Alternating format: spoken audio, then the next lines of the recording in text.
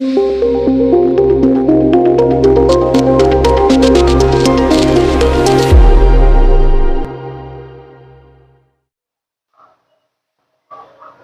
आपण नारेगाव ग्रामपंचायतचा प्रकल्प पाहण्यासाठी भेट दिली.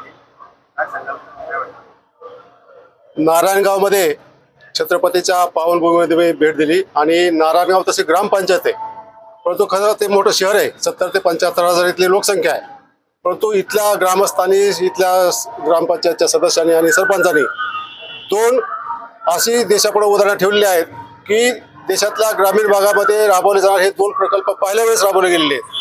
पहिला जो प्रकल्प आहे की आपण शहरीकरणामुळे सगळं जे घाण पाणी आहे ते नदी नाल्यामध्ये सोडतो आणि दुर्गंधी पसरते. तर ही दुर्गंधी येऊ नये म्हणून त्या पाण्यामध्ये दररोज नियमितपणे EM2 सोल्युशन सोडलं जातं, जे की जैविक आहे, केमिकल नाही.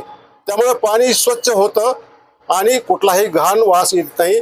आणि हा जो पूर्ण खर्च आहे ही नारायणगाव ग्रामपंचायत करते. त्याचबरोबर कोणाला टॉयलेट क्लिनिंगसाठी पाहिजे असेल, कुठे नाली स्वच्छ करायचं असेल, त्या लोकांना सुद्धा हे EM2 सोल्युशन दिलं जातं कॅन भरून. त्याचबरोबर शेतीसाठी उपयोग करायचा असेल त्यांना सुद्धा तो EM सोल्युशन दिलं जातं. हा पहिला प्रकल्प. आणि दुसरा प्रकल्प आहे की या गावामध्ये कुठलाही अंत्यविधी लाकडं जाळून होत नाही.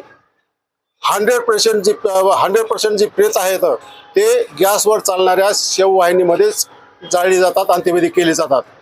आणि ही दोन्ही प्रकल्प भारतामध्ये ग्रामीण भागात राबवले जाणारे हे पहिलं गाव आहे. आणि ह्या अंत्यविधी करत असताना गॅसवर एकही रुपया कुणाला द्यावा लागत नाही. ग्रामपंचायत पूर्ण खर्च त्याचा करते.